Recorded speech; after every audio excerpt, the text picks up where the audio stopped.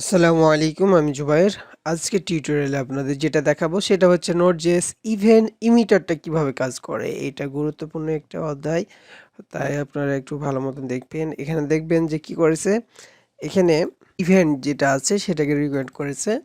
আমরা এখান থেকে ব্যবহার করছি, সে কারণ হচ্ছে কি, তো আগেরগুলাকে আমরা মুছে দিলাম, যেহেতু কোডগুলা কি আছে এর মধ্যেই আছে। আমি তার জন্য এখান থেকে কাজ করছি। কিভাবে রিকোয়ার করতে হয় সেটা তো জানি, এভাবে রিকোয়ার করলে এটা চলে আসবে।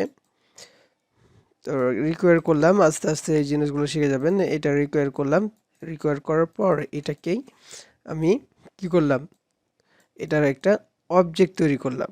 অবজেক্ট কিভাবে তৈরি করতে হয়, নিউ তারপর এইটুকু অংশ দিয়ে দিলেই কি হয়ে যাবে, এটার অবজেক্ট তৈরি হয়ে যাবে।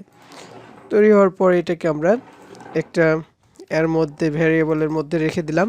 ভ্যারিয়েবলের মধ্যে রাখার পর আমরা কি করব, এই যে এটাকে অন লেখার পর একটা ইভেন্টের নাম দিব।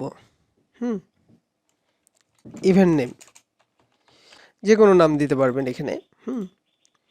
তো এইটাকে আমরা যখন কল করব, এভাবে ইমিট করব যে কোনো জায়গা থেকে, ইভেন্ট ইমিট, এই যে এই ভ্যারিয়েবলটা যেটা আছে এই ভ্যারিয়েবলটাকে ধরে ডট কি দেব, ইমিট স্টার্ট যখন করব, মানে এই নামটা যখনই আমরা এখানে লিখব তখনই দেখবেন যে এটা কি করবে, এটা কাজ করবে। ঠিক আছে, আমি যে কোনো জায়গা থেকে যখনই আমি এইটা দিয়ে এই নামটা ধরে আমি এখানে যে নাম দেওয়া থাকবে সেটা লিখব, সাথে সাথে এর ভিতরে যা থাকবে সেটা কাজ করবে। আমি কনসোল লগ করতে পারি অথবা কোনো নোটিফিকেশন বা যে কোনো জিনিস ব্যবহার করতে পারি, সেটা কাজ করবে।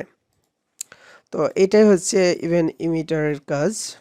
আর একইভাবে আপনার এখানে ইমিট করার পর এখানে একটা প্যারামিটার দিলেন, প্যারামিটার পর আপনি কি করতে পারেন, এই যে এর মধ্যে আমরা যে কোনো একটা প্যারামিটার দিলাম, আর এখানে ভ্যালু দিলাম, আর এটাকে প্রিন্ট যদি করে দিই, এই দেখেন এর ভ্যালুটাও আমরা প্রিন্ট করতে পারছি। তো এটাই ছিল হচ্ছে Node.js ইভেন্ট ইমিটারের কাজ। আশা করি এটা বুঝতে পারছেন। তো আজকে টিউটোরিয়াল এ পর্যন্ত। আল্লাহ হাফিজ।